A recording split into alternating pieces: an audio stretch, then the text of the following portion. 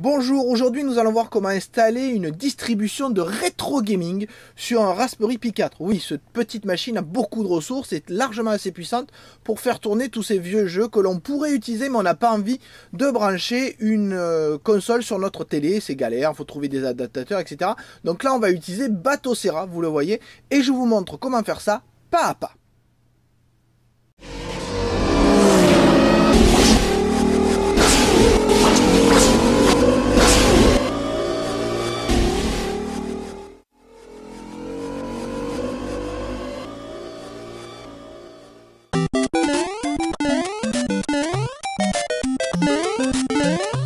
La première chose, c'est de récupérer l'image de Batocera. Donc vous le voyez, vous allez sur le site Batocera, dans la page Download, et vous allez tomber, vous le voyez, là, elle défile derrière moi, sur de nombreuses architectures. Parce que oui, il y a tous les Raspberry, mais il y a aussi les cartes Android, et il y a même, vous le voyez en bleu aussi, pour un vieux PC.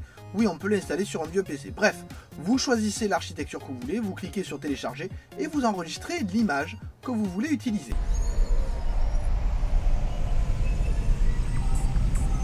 Alors pour l'installation, c'est relativement simple, j'utilise le logiciel Balana Etcher. Pareil, le lien est dans la description, qui permet de récupérer une image, celle que j'ai téléchargée bien évidemment juste avant, et de la mettre sur une carte micro SD. Donc ce logiciel va décompresser l'image et va créer toutes les partitions et tous les dossiers nécessaires pour que le système fonctionne. Donc vous voyez ici, il suffit de lancer le logiciel et il met l'image récupérée sur la carte SD. Et après, on n'a plus qu'à démarrer le Raspberry Pi.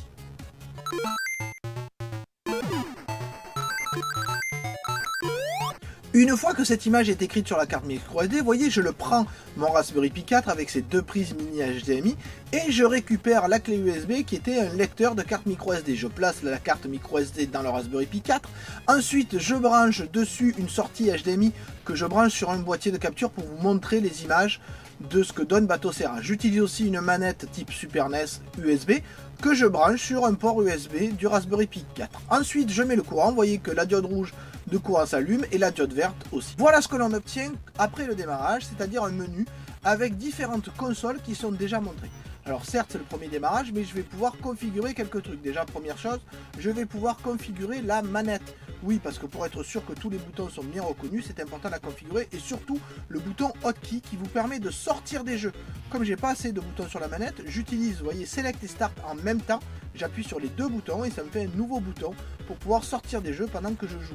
Ça c'est très important, cette Hotkey. Deuxième chose que je vais pouvoir configurer, c'est la langue.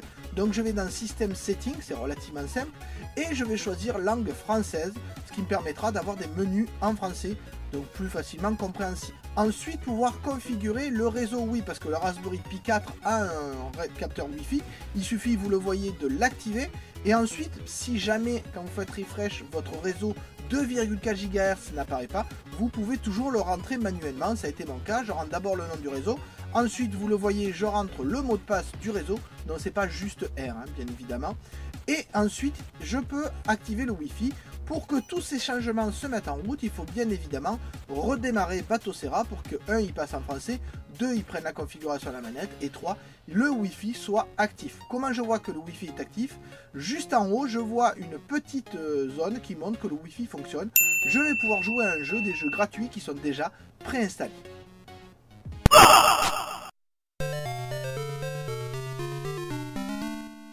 Oui, parce que les seuls jeux disponibles sont des jeux gratuits, qui sont évidemment libres de droit. Mais on peut rajouter des jeux qu'on appelle des ROM, R-O-M, dans Batocera. Première chose, on peut le faire en passant par le réseau. Oui, puisque votre Wi-Fi a été connecté, vous pouvez donc, vous le voyez ici, aller sur Batocera et vous avez un partage Samba qui sera accessible. Dans ce partage, vous avez de nombreux dossiers. Vous pouvez y accéder de façon anonyme, bien évidemment, et dans ces dossiers, vous avez un dossier qui s'appelle ROM avec un S.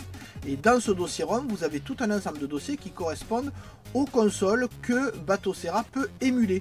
Donc moi, je récupère une ROM d'un jeu que j'ai, et je vais la copier dans le dossier ROM qui correspond. Donc vous le voyez, c'est un jeu Super NES, donc je récupère cette ROM, et je la copie dans le dossier Super NES de Batocera. Donc cette copie se fait rapidement parce qu'en fait ce sont des tout petits fichiers malgré tout. Donc vous voyez là, elle apparaît dans ce dossier ROM. Je l'ai fait sans avoir besoin de toucher à ma console parce qu'elle est configurée par le Wi-Fi, et donc je peux facilement passer des jeux sur mon Batocera. Mais par contre faites attention, ça prend la place sur la carte SD. Une fois que je retourne ici, je me rends compte que ce jeu n'apparaît pas. En fait, il faut lancer une mise à jour de la liste des jeux. Et une fois que vous avez fait votre mise à jour, vos jeux apparaissent ici. Vous pouvez donc les lancer, mais on ne voit pas bien quel jeu c'est, il n'y a pas d'image, etc. Il va falloir ce qu'on appelle scraper les jeux, c'est-à-dire récupérer sur internet des images qui correspondent au jeu pour avoir une présentation un peu plus esthétique et un peu plus compréhensible. Quand vous avez que 2 ou 3 jeux, ça va. Quand vous en avez beaucoup, c'est pas simple. Faites attention, il y a un système de scrap qui est possible dans Batocera, mais pour lequel il faut un compte. Moi j'ai utilisé un système gratuit et vous voyez que là, il a récupéré une image et je peux lancer mon jeu et me faire rétamer comme à l'époque.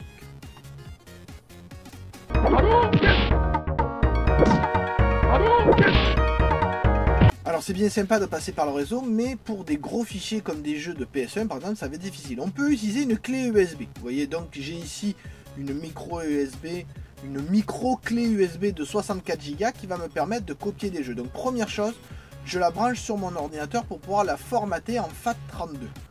Donc vous voyez c'est relativement simple, je formate ma clé en FAT32, je l'appelle BatoROM, parce que je trouve ça assez rigolo d'abord. Mais elle n'a pas la structure nécessaire pour pouvoir être utilisée par Batocera. Il va falloir la configurer pour que Batocera puisse la prendre en compte. Donc je prends cette clé USB formatée en FAT32 et je la branche sur un port USB 3, tant qu'à faire, du Raspberry Pi 4. Une fois que ce branchement est fait, je vois qu'elle s'allume. Je repasse sur Batocera et je vais aller dans le menu pour pouvoir lui dire qu'il faut utiliser cette clé USB. Donc ce menu, je vais dans Paramètres Système et je vais regarder tout en bas dans Périphérique de stockage et je retrouve BatoROM 60 Go et je lui dis de sauvegarder les données utilisateurs là-dedans. Donc vous allez voir que là il va se lancer, il va notamment copier tous les jeux que vous avez déjà mis, donc faites-le plutôt quand votre carte SD est vide. Et surtout, ça là, va permettre de mettre une structure en place sur la clé USB. Donc j'éteins Batocera, ça me permet de récupérer la clé USB et de la brancher sur l'ordinateur pour voir comment elle est organisée maintenant. Vous voyez qu'elle s'ouvre automatiquement et j'ai un dossier qui s'appelle Batocera avec à l'intérieur les dossiers qu'on a déjà vus, notamment le dossier ROM. Ce dossier ROM va me permettre de copier dessus des ROM sans passer par le réseau. Quel intérêt, me direz-vous? Si vous avez plusieurs installations de Batocera, on peut le faire. Et si vous voulez, comme moi, copier un jeu de PS1, vous pourrez très bien le faire, malgré le fait que le jeu pèse 630 ou 650 mégas, ce qui par le réseau peut être relativement long. Une fois que vous avez votre clé USB, vous pouvez stocker tous les jeux dessus, tous les éléments de fichiers dessus, ce qui fait que même si votre carte SD tombe en panne, il suffira de récupérer un autre Batocera pour que ça fonctionne. Une fois la copie terminée, vous récupérez votre clé USB, vous la mettez dans le même port pour le Raspberry Pi 4. Alors je sais pas si en changeant de port ça pose problème, mais il vaut mieux éviter. Et vous pouvez redémarrer votre Batocera, donc je redébranche et je remets en route, pour pouvoir utiliser les jeux qui sont faits. Alors en plus, le gros avantage, c'est qu'au démarrage, il fait une liste des jeux. Vous voyez que là, la PS1 apparaît. Oui, on peut jouer à des jeux PS1. Et donc, je vais pouvoir jouer à Tekken 3, il me semble, sans problème. Il vous annonce qu'il y a un petit problème d'incompatibilité, mais il lance quand même le jeu. Donc tout ceci est bien fonctionnel. C'est un vrai plaisir. Petit détail, je voulais installer des jeux de PS2 sur mon Raspberry Pi 4 parce que j'avais vu que Batocera pouvait émuler la PS2. J'avais donc récupéré un jeu, j'étais tout content, et puis j'ai pas trouvé le dossier pour mettre les jeux de PS2. Alors j'ai cherché, et sur le net il y a écrit que Batocera est évidemment compatible avec des jeux PS2, je m'étais pas trompé, mais regardez bien, pas pour des Raspberry Pi 4, c'est pas assez puissant. Donc si je veux jouer à des jeux PS2, il faudra que je l'utilise sur un NUC.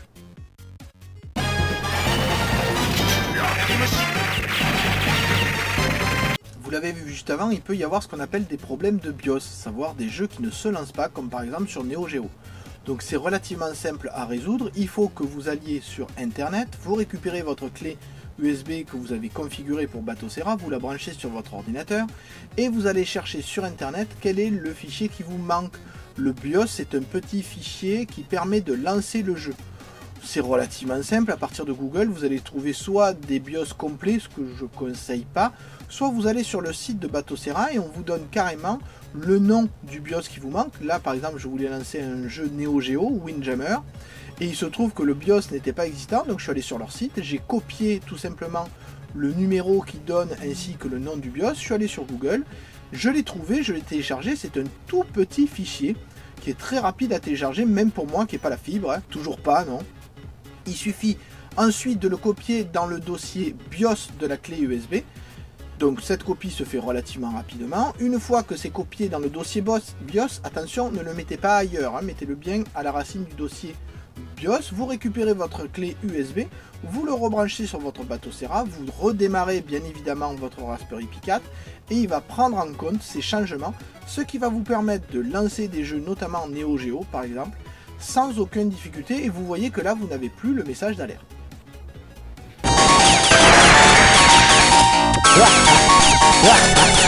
Bien, donc là maintenant que tout est installé, vous avez votre Raspberry, je vous installe ce que j'ai fait moi, à savoir une boîte avec des vrais joysticks et des vrais boutons arcade, des Sanwa pour ceux qui connaissent, mais je vais vous montrer comment c'est fait à l'intérieur. C'est pour ça que j'ai pris ce téléphone, pour pouvoir vous le montrer. Donc, ce que vous avez ici, donc c'est effectivement le Raspberry Pi 4 qui est branché là, un adaptateur pour avoir une sortie HDMI, ici pour avoir le réseau, et ici pour avoir le courant. Et ce courant, vous voyez qu'il est branché sur une batterie qui permet d'alimenter le Raspberry Pi 4 et donc de le mettre en route sans avoir besoin de le relier au courant. Et vous avez ici une sortie USB qui permet, si on veut, de brancher une manette par-dessus. C'est ce que je vais faire parce que ça va me permettre de configurer les boutons qui sont là, boutons qui sont branchés en USB. Donc, voilà, donc vous avez vos boutons qui donnent sur une carte et cette carte elle-même ressort en USB. Donc comme ça, vous avez deux joueurs et vous pouvez jouer tranquillement avec. Donc je vais vous montrer ce que ça donne avec cette boîte directement ici avec la configuration des boutons. Donc pour mettre en route, il suffit d'allumer la télé et pour le Raspberry, il y a juste besoin de mettre en route la batterie. Ça permet d'allumer le Raspberry directement sans avoir besoin de l'alimenter électriquement. Bien évidemment, il faut passer à relier l'HDMI. Alors pour configurer les manettes, je vais brancher celle-là parce que je sais qu'elle est branchée et qu'elle est configurée.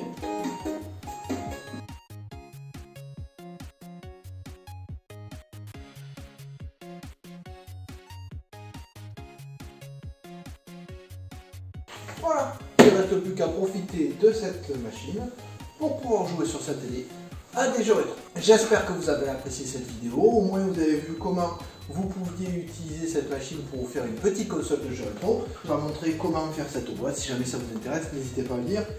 Peut-être que j'en referai une juste pour vous montrer. Allez, au revoir et à bientôt.